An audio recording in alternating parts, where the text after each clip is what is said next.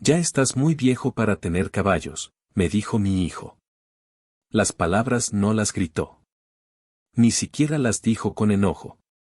Salieron de su boca con la misma facilidad con la que se pide un vaso de agua, con esa certeza casual de quien cree que está declarando una verdad universal, como que el cielo es azul o que el fuego quema. Estábamos junto al corral, bajo el sol tibio de la tarde que doraba los lomos de los animales. El olor a paja seca y a tierra se mezclaba con el aroma del cuero de la silla que yo estaba limpiando.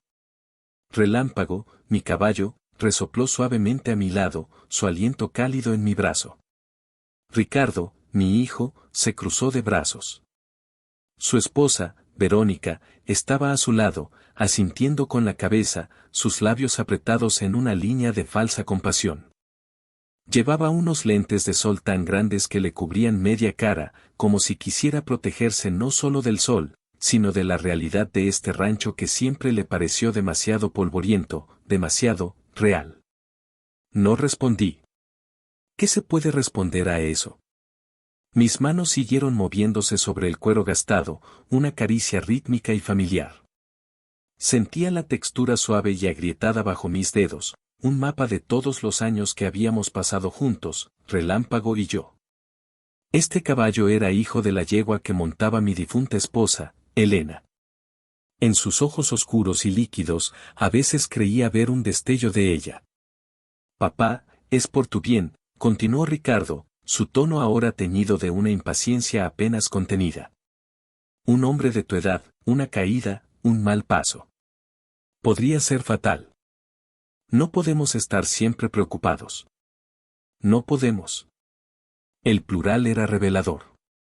No se trataba de mi bienestar, sino de la inconveniencia que mi posible accidente les causaría. Yo era un problema potencial, una variable que había que controlar. Una posesión que se estaba volviendo riesgosa. Verónica añadió su parte. Arturo, querido, Ricardo tiene razón. Piénsalo. Vendes el caballo, te quitas de responsabilidades. Podrías venir más a la ciudad, con nosotros. Te compramos un televisor más grande. Un televisor más grande. Esa era su solución. Cambiar el viento en mi cara, el sonido de los cascos sobre la tierra, la compañía silenciosa de un ser vivo, por una pantalla más grande. La oferta era tan absurda, tan desconectada de quién era yo, que por un momento sentí una punzada de algo parecido a la risa, pero se ahogó en mi garganta y se convirtió en una piedra fría en el estómago. Seguí en silencio. Mis manos no temblaban. Todavía no. Solo se detuvieron. Dejé el trapo sobre la montura y le di una palmada suave en el cuello a Relámpago. Él apoyó su cabeza en mi hombro, un gesto de consuelo que entendía mejor que cualquier palabra humana. Lo oí con mis propios oídos. Las palabras se quedaron flotando en el aire pesado de la tarde. No eran una sugerencia. Eran una sentencia. Se fueron poco después, dejando tras de sí una estela de perfume caro y el eco de sus consejos no solicitados. El sol comenzó a ponerse, pintando el cielo de naranjas y morados violentos. Me quedé allí, junto a mi caballo, hasta que la oscuridad nos envolvió a ambos y las primeras estrellas comenzaron a parpadear, distantes y frías. La noche se llenó del canto de los grillos y del lejano ladrido de un perro. Era la música de mi vida, la banda sonora de mi soledad. Y en esa soledad, una decisión comenzó a germinar, no como una flor, sino como una raíz dura y retorcida que se abría paso a través de la tierra compacta de mi resignación. Esa noche, el sueño no vino a buscarme. Me senté en la cocina, en la vieja mesa de madera que mi padre había hecho con sus propias manos. Las grietas y marcas en la superficie eran como las arrugas de mi propia cara, cada una contando una historia. Puse la olla de barro al fuego para hacer café, el de siempre. Canela, piloncillo, el grano molido grueso. El aroma llenó la pequeña casa, un fantasma familiar y reconfortante. Era un ritual, una de las pocas cosas que seguían siendo enteramente mías. La taza de barro se sentía tibia entre mis manos. Afuera, La luna era un disco de plata pálida en un cielo de tinta. Escuchaba el tic-tac del viejo reloj de pared, un sonido que había medido las horas de mi vida, los años de mi matrimonio, el crecimiento de mi hijo, la lenta evaporación de mi propósito a los ojos de los demás. Recordé a Ricardo de niño, subido a la yegua de su madre, sus pequeñas manos aferradas a la crin, su risa resonando en el campo. Yo corría a su lado, asegurándome de que no cayera. ¿En qué momento dejé de ser su protector para convertirme en su carga? Cuando mis manos, que una vez lo sostuvieron, se volvieron demasiado viejas y temblorosas a sus ojos. El dolor de sus palabras de la tarde ya no era una herida abierta. Se había enfriado, solidificado. Se había convertido en una claridad helada. No era ira lo que sentía. La ira es un fuego que consume y se apaga. Esto era diferente. Era una alineación. Como cuando una pieza de una maquinaria vieja, después de muchos años de traqueteo, finalmente encaja en su lugar con un clic silencioso y definitivo. Me di cuenta de que había pasado años esperando. Esperando una visita. Esperando una llamada. Esperando una palabra de aprecio, un reconocimiento de que el hombre que era todavía existía debajo de las capas de la vejez. Había vivido mi vida en una sala de espera, y el tren que aguardaba nunca iba a llegar. Mi hijo no me veía. Veía a un anciano, un conjunto de riesgos y responsabilidades. Un activo que se estaba depreciando. Saqué un pequeño cuaderno del cajón de la mesa, el mismo donde anotaba los gastos del rancho y las fechas de siembra. La pluma se sentía pesada en mi mano. En una página en blanco, bajo la luz amarillenta de la bombilla, escribí una sola frase: vender a relámpago. Miré las palabras. No sentí tristeza. Sentí una extraña paz. La decisión no era sobre el caballo. Era sobre mí. Era el primer paso para salir de esa sala de espera. Si para mi hijo yo ya estaba acabado, entonces le iba a demostrar cómo un hombre acabado toma las riendas de su propio final. El café se había enfriado en la taza, pero no importaba. Por primera vez en mucho tiempo, no sentía frío por dentro. A la mañana siguiente, me levanté antes del alba, como siempre. El aire era fresco y olía a tierra húmeda. No llamé a Ricardo. No le dije nada a nadie. Después de darle de comer a las gallinas y a Relámpago, me puse mi mejor sombrero, el que usaba para ir al pueblo, y conduje mi vieja camioneta por el camino de terracería. Mi primer destino no fue la oficina de un abogado ni un banco. Fue el mercado. Allí, entre los puestos de chiles secos, frutas de temporada y artesanías de cuero, busqué a Mateo. Mateo y yo habíamos crecido juntos. Habíamos jugado a las canicas en estas mismas calles y nos habíamos escapado para ver las películas de Pedro Infante en el cine del pueblo. Ahora, él tenía un puesto de herramientas y enseres de labranza. Sus manos eran tan nudosas como las mías, y sus ojos, aunque nublados por los años, todavía veían las cosas con claridad. Le compré un poco de aceite para cuero, aunque ya tenía en casa. Era una excusa para hablar. Nos sentamos en unos cajones de madera detrás de su puesto, bebiendo el café que su esposa siempre le preparaba en un termo. Voy a vender a Relámpago, le dije, sin rodeos. Mateo no mostró sorpresa. Solo asintió lentamente, mirando a la distancia. Es un buen caballo, dijo. Sangre noble. Como su dueño. Le conté lo que Ricardo había dicho. No me quejé, solo expuse los hechos. Mateo escuchó, masticando el borde de su bigote canoso. Cuando terminé, se quedó en silencio por un largo rato, mirando el ir y venir de la gente en el mercado. Los hijos a veces olvidan de qué raíz vienen, dijo finalmente. Creen que el árbol siempre estará ahí para darle sombra, sin pensar que un día el árbol también necesita sol. Se giró y me miró. Si lo vas a vender, hazlo bien. Que vaya a una buena casa, donde lo valoren. No se lo des a cualquiera. Sus palabras eran el permiso que no sabía que necesitaba. Una validación de un igual.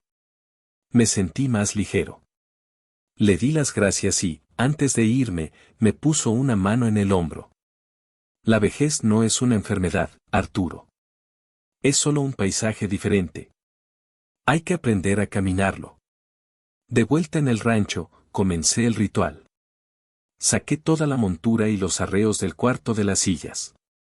La silla de montar, un regalo de mi padre cuando cumplí 15 años, mostraba el desgaste de miles de cabalgatas. El cuero estaba oscuro y flexible por el sudor y el tiempo. Comencé a limpiarla, metódicamente.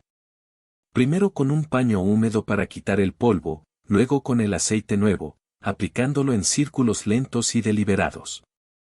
Cada pieza que limpiaba era un recuerdo. La cabezada, que yo mismo había trenzado con tiras de cuero crudo. Las espuelas de plata, herencia de mi abuelo, que tintineaban con un sonido familiar.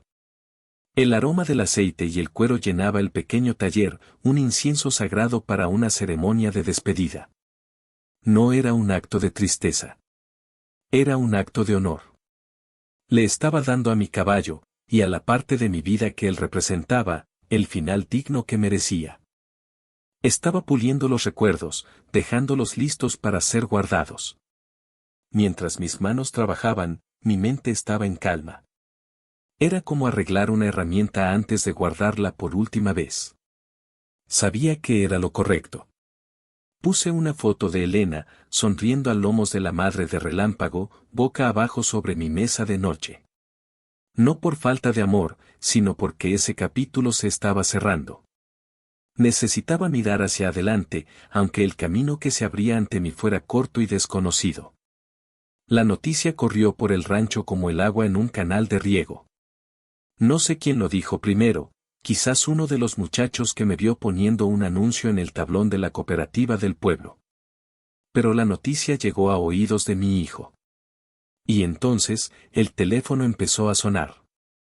Primero fue un mensaje de texto. Corto, directo, sin saludo. Papá, ¿qué es esto de que vendes el caballo? Llámame. Lo leí y dejé el teléfono sobre la mesa. No respondí.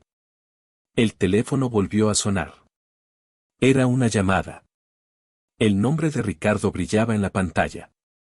Dejé que sonara hasta que se fue a buzón de voz. Poco después, llegó otro mensaje.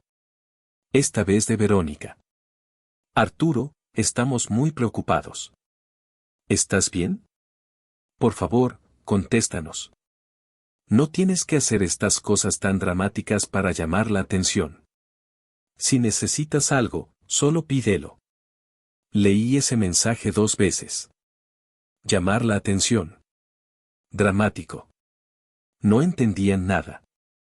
Creían que esto era un berrinche de viejo, una pataleta para que corrieran a consolarme.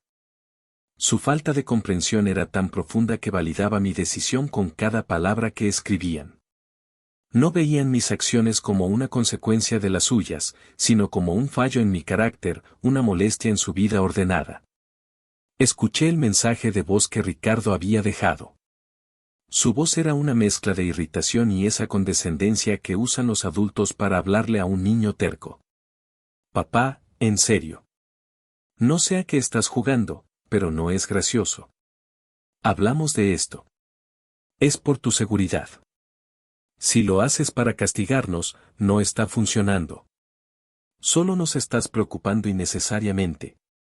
Borré el mensaje. El pitido de la eliminación fue un sonido satisfactorio. Hice lo mismo con los textos. Eliminado. Eliminado.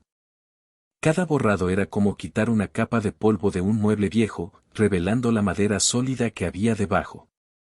Su preocupación no era por mí, era por ellos mismos.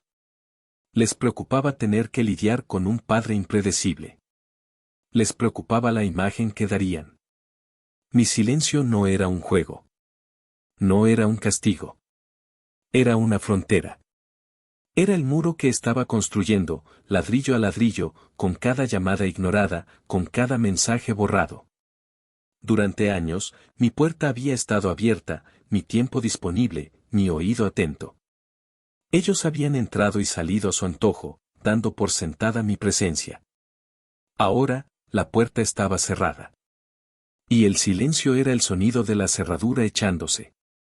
Pasé el resto del día en mi taller de carpintería. El olor a madera de mezquite recién cortada me calmaba.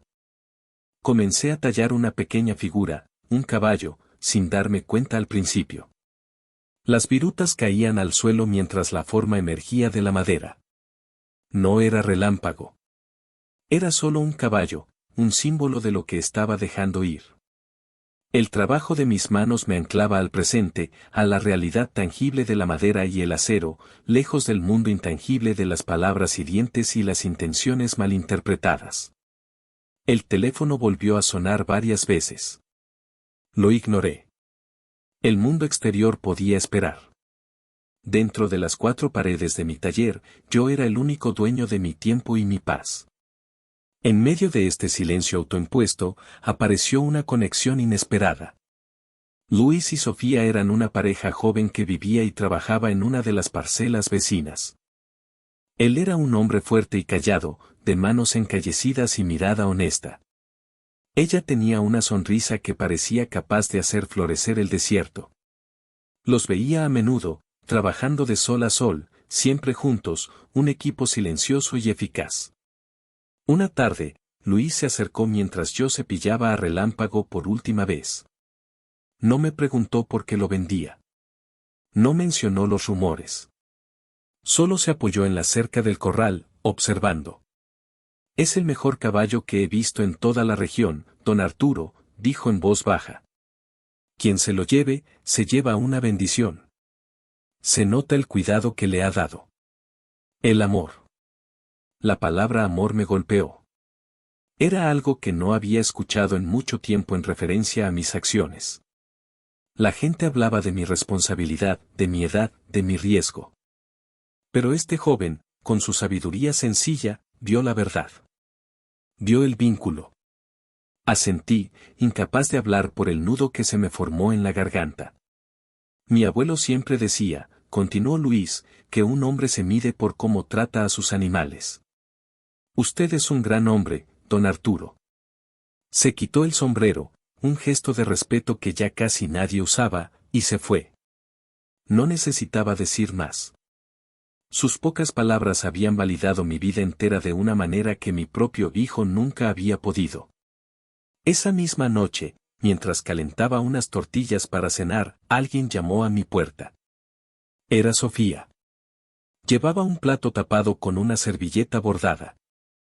Le traje un poco de mole, don Arturo, dijo con su sonrisa tímida. Hice de más y pensé en usted. La invité a pasar. Nos sentamos a la mesa de la cocina y compartimos la cena. Me contó sus planes, sus sueños. Querían casarse. Ahorraban cada centavo que podían, pero la vida en el campo era dura. Soñaban con una boda sencilla en la pequeña iglesia del pueblo, una pequeña fiesta con su familia y amigos. Nada extravagante, solo una celebración de su amor. Pero incluso eso, me confesó con la voz teñida de tristeza, parecía fuera de su alcance. Todo es tan caro, suspiró. El vestido, la comida, el sacerdote. A veces parece un sueño imposible. La escuché. No le di consejos. No le ofrecí falsas esperanzas.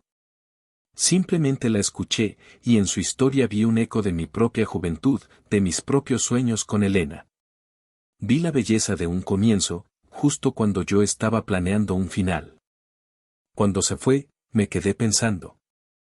Estas dos personas, casi extrañas, me habían ofrecido más respeto y conexión genuina en 2 días que mi propia familia en años.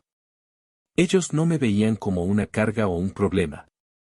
Me veían como un vecino, como un hombre. Vieron mi dignidad. Y en ese momento, supe exactamente lo que tenía que hacer con el dinero de la venta de Relámpago. El caballo, que había sido el centro de mi conflicto, se convertiría en el instrumento de una nueva alegría. No para mí, sino para ellos. Sería un último acto de amor, redirigido hacia donde sería apreciado. El día de la venta llegó con un cielo gris y plomizo, como si la naturaleza estuviera de luto. El comprador era un charro de un pueblo vecino, un hombre de rostro curtido por el sol y manos firmes. Se llamaba Ismael. No regateó el precio. Miró a Relámpago a los ojos, revisó sus patas, su lomo. Vio la calidad del animal, el cuidado que se le había dado. Ha sido bien querido este animal, dijo Ismael, y su voz era grave y respetuosa. Ha sido mi compañero, respondí. La transacción fue rápida y silenciosa. Conté los billetes, un fajo grueso que se sentía extraño y sin vida en mi mano. Ismael le puso una nueva cabezada a Relámpago. Cuando lo llevaba hacia su remolque, el caballo se giró y me miró. Soltó un relincho suave, un sonido que era una pregunta y una despedida. Le di una última palmada en el cuello, sintiendo el calor de su piel bajo mi mano. Ve con Dios, amigo, susurré. Lo vi subir al remolque y la puerta se cerró. El sonido metálico fue definitivo. Me quedé allí, mirando cómo la camioneta y el remolque se alejaban por el camino, levantando una nube de polvo hasta que desaparecieron en la distancia. El corral se sentía vacío. El rancho se sentía silencioso. Pero no sentí la desolación que esperaba. Sentí el peso de un capítulo cerrado. El final de algo, sí, pero también el espacio para algo nuevo. Guardé el dinero en un sobreviejo dentro de un cajón. No lo miré. Sabía que no me pertenecía. Era dinero de paso, destinado a otro propósito. Justo cuando el sol comenzaba a bajar, la camioneta de mi hijo apareció en el camino. Sabía que vendría. La confrontación era inevitable. Ricardo se bajó del coche antes de que se detuviera por completo, su rostro era una máscara de ira. Verónica se quedó dentro, mirándome a través del parabrisas. «Lo hiciste», gritó mientras se acercaba. «¿De verdad lo hiciste? Vendiste el caballo solo para castigarnos. Para hacernos sentir mal». Me quedé quieto en el porche, sin moverme. Dejé que su ira se estrellara contra mi silencio. Esperé a que se quedara sin aliento. Cuando finalmente se calló, lo miré. No con enojo. No con resentimiento. Lo miré con una tristeza profunda y antigua, la tristeza de un padre que ve a su hijo y no lo reconoce. «No, Ricardo», dije, y mi voz sonó tranquila, firme. «No lo vendí para castigarte. Lo vendí porque me dijiste que estaba muy viejo. Y por primera vez en mucho tiempo, te escuché. Te creí». Hice una pausa, dejando que las palabras se asentaran. «Estoy muy viejo. No para tener caballos. Sino para seguir esperando que me veas. Para seguir esperando un respeto que nunca va a llegar». Su rostro cambió.